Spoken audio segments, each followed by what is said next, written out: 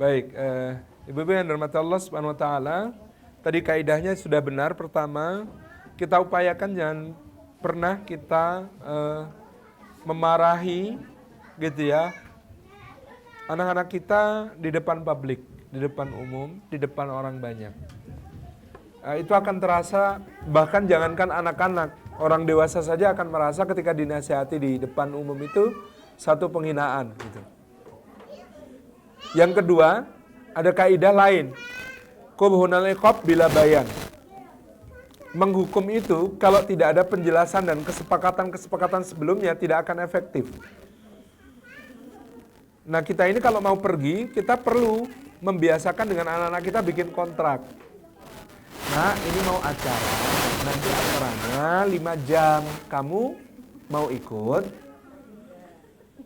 Ikut. Nah, kalau ikut, nanti acaranya di sana akan banyak kemudian tamu-tamu yang lain, nggak boleh diganggu dengan lempar-lempar, dengan loncat-loncat, lari-larian di dalam ruangan, karena nanti banyak kabel, banyak kamera, banyak alat listrik dan berbahaya.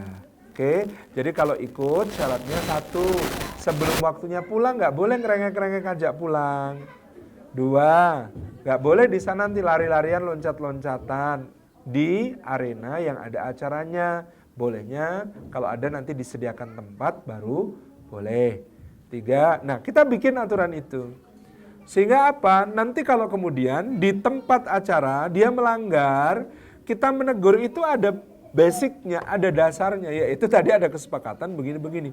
Kadang-kadang orang tua yang melalaikan hal seperti ini, anak belum tentu mau ikut, ujuk-ujuk diajak.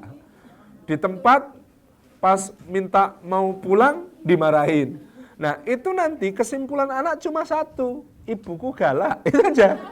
Dia tidak belajar sesuatu apapun gitu ya. Tapi kalau kita sudah membiasakan tadi ada kesepakatan dan ada penjelasan-penjelasan, maka marah itu menjadi sah gitu ya. Marah itu anak-anak kita menjadi tahu, oh ya wajar ibuku marah soalnya aku melanggar. Itu tahu gitu ya. Jadi ini hal-hal yang kadang-kadang kita lupakan. Kita tahunya pokoknya dia melanggar aturan, padahal aturannya apa belum disosialisasikan.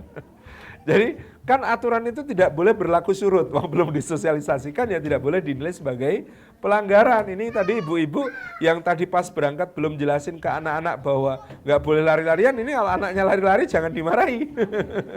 Itu contoh gitu ya. Jadi itu kaidah keduanya adalah bagaimana kita itu melakukan sosialisasi al-bayan terlebih dahulu kepada anak-anak kita tentang apa yang boleh dan apa yang tidak boleh, sehingga ketika kemudian kita ingin mendisiplinkan itu ada basicnya, ada dasarnya. Kita tadi sudah sepakat begini, maka tidak boleh begini gitu ya. Mas nggak boleh kayak gini, oke gitu. Nah ini hal-hal tertentu yang kemudian anak itu kalau dibiasakan maka dia akan teratur, semakin mengerti. Mungkin orang Jepang dulu mungkin karena membiasakan seperti itu ya, ada briefing yang jelas dulu, baru nanti setelah itu nanti kemudian ada teguran, ada pendisiplinan, nah baru masuk. Itu yang perlu kita biasakan juga. Ini hal baik yang perlu kita tiru gitu ya. Pamit misalnya, dulu Hilma waktu kecil kalau ditinggal pergi, misalnya saya harus pergi, dia nggak mau ditinggalin, ya nangis. Tapi itu tidak menjadi alasan untuk tadi pamit, nggak pamit terus perginya sembunyi-sembunyi, jangan. Tetap harus pamit, nangis resiko, nggak apa-apa nangis. Tapi dia tahu memang, maaf ya nak, kali ini kamu nggak boleh ikut karena acaranya begini-begini, tidak memungkinkan kamu untuk ikut. Lain kali kalau ada acara lain yang memungkinkan untuk ikut, boleh ikut, gitu kan? Boleh ikut.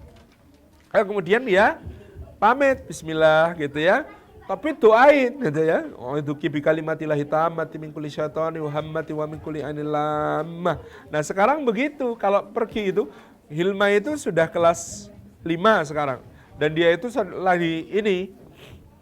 Sejak dulu kan saya tanamkan sama anak-anak, nak, dakwah itu kewajiban kita semua. Indonesia jatahnya Abah, nak.